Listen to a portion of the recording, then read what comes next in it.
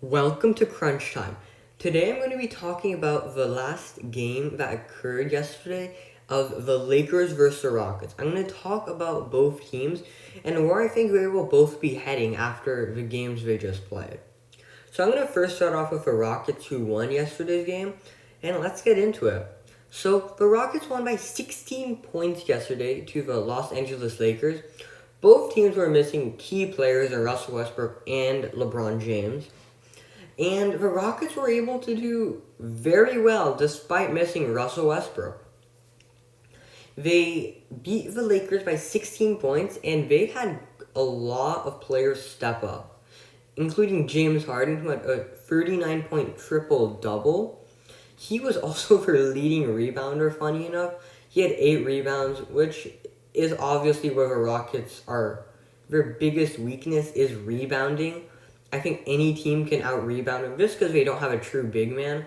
But PJ Tucker's been doing a good job defending big men. So let's look at the stats. So, obviously I said James Harden, he had 39 points, he had a double-double. But the other players around him also did well. Like Daniel House and Ben McLemore, they had 14 and 20 points. That's great for those two guys. Daniel House was 5 for 13, 2 for 9 from 3. Not as efficient as you would like to see him be, but that's still a good performance. Ben McLemore, 7 for 13, 5 for 10 from 3. That's really good for him. 20-point game for him. Robert Covington and PJ Tucker, they were both 2 for 4 from the 3-point line. They both didn't have big games today, but they were doing very well defensively. And Jeff Green actually 6 for 13, but 3 for 10 from the 3-point line. He had 15 points. And then Austin Rivers also had 11, but he wasn't very efficient either. So, we've seen the same Rockets we've basically seen since the Capella trade. They can miss, a lot of players will be inefficient, but it still works. They'll shoot around 30 to 40% from free, like they shot 36 or 37% from the 3-point line today. But if you're shooting that many shots from the 3-point line and getting like 60, 70 points a game from 3-pointers, you're in a good spot. And that's why I think this Rockets offense really will change a lot in basketball. As first we saw shooting big men, and now we're just seeing no big men at all, like for the Rockets. I doubt many teams are going to follow this trend, as I feel like Mike D'Antoni, he's been revolutionary on the offensive side of the court.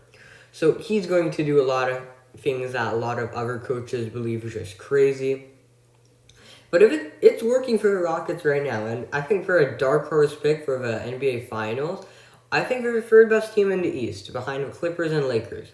And let's talk about the Lakers, I guess. Well, I'll move on to both of the teams, just a final overview of the end. But now let's talk about the Lakers. They had a bad game. That's just the only way to say it. When LeBron's out, this team looks awful. This did not look like a playoff team yesterday. LeBron is just such a big part of his team, where AD might have all these stats. Like, he's this reason that LeBron is the reason this team even is the 1 seed. Without him, I don't think this team can make the playoffs. This is just one of AD's other teams that was, a 10-9 seed every year. Made the playoffs 1 year or something. But without LeBron playmaking, it becomes a lot more interior basketball, old-fashioned kind of. Not a lot of free-point attempts. Players having to create a lot more of their shots. Who can't really do that, to be honest? They were 2 for 19 from the 3-point line. You could not be playing basketball in 2020 and shooting 2 for 19 from the 3-point line and expect to win. That's just not what you can do. And they weren't really efficient either. 2 players had 3-point makes today. 2 players made their 3-pointers. Made at least one. There were Markieff Morris and Kyle Kuzma. Kyle Kuzma and Markieff Morris can't be the only people on your team making 3-pointers. That just can't work. Anthony Davis can also not be attempting 0 3-pointers. That just doesn't make any sense. So let's just look at a few more of the box score stats for the Lakers. Anthony Davis, 5 for 8, 17 and 12. He didn't play that much of the second half, but he played 30 minutes all around in the whole game. That's still a decent chunk of it. Obviously, if it's a playoff game, he's going to play a lot more. But Kyle Kuzma, who probably was the best player for the Lakers today, he was 8 for 16. He was 1 for 4 from the three-point line. Only starter to make a three-pointer. He was the only player on the Lakers with above 20 or more points. Quinn Cook, who was playing in the absence of LeBron James, he was 2 for 12, which is not great. 2 for 12, and he had 4 assists, and that's not what LeBron does. Much more efficient, also a better playmaker. Danny Green was 5 for 7, but 0 3-point attempts. Why is Danny Green not shooting any threes? That doesn't make any sense. Contavious Caldwell-Pope, he was 4 for 7, which is great, but he was 0 for 1 from the 3-point line. And just looking at their bench scoring, Markieff Morris, Dudley, J.R. Smith, they all didn't do that much. Dwight Howard had 8 points. He had 15 rebounds, which is quite a bit. Dion Waiters was 2 for 10 from the field, 0 for 4 from the 3-point line, so he wasn't very efficient. Horton Tucker was 4 for 6, which is really good, except his 2 misses were his only 2 3-point attempts. So this team is just not shooting great from the 3-point line. And this is where depth really comes into play. When you have that injury, is LeBron going to be able to play as much as he used to when he was, say, like 28, 29 in the playoffs? Or even in his later years in Cleveland, 31, 32? Can he play those 40-plus minute games anymore? Or is he just more at risk of injury? Because LeBron's been very healthy throughout his career. Last year was the first year I think he missed a substantial amount of games.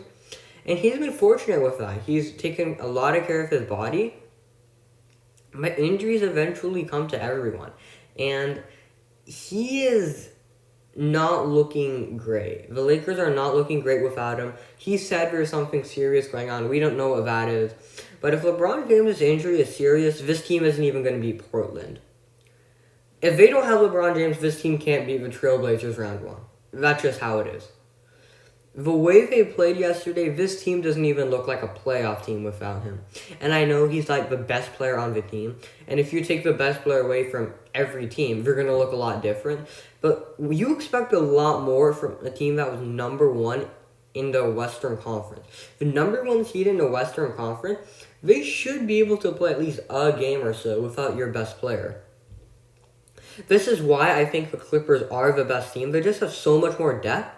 And they can play without Kawhi Leonard. They did do it. They played without Paul George for so much of the year. And they were still the 2nd seed in the West.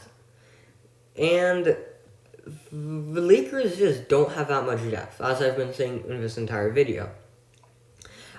And to wrap this up, I think the Rockets are the 3rd best team in the Western Conference. And if they start clicking and if a few teams have a few unfortunate injuries, this team can make a finals run. I think this is the best team James Harden has had around him, but I don't know if this is the best shot James Harden has. Obviously, I think the best shot was when he had a 3-2 lead, when Chris Paul obviously had a hamstring injury at the end of Game 5. Then we all know they had an awful Game 7 where they missed like 27 3-point attempts.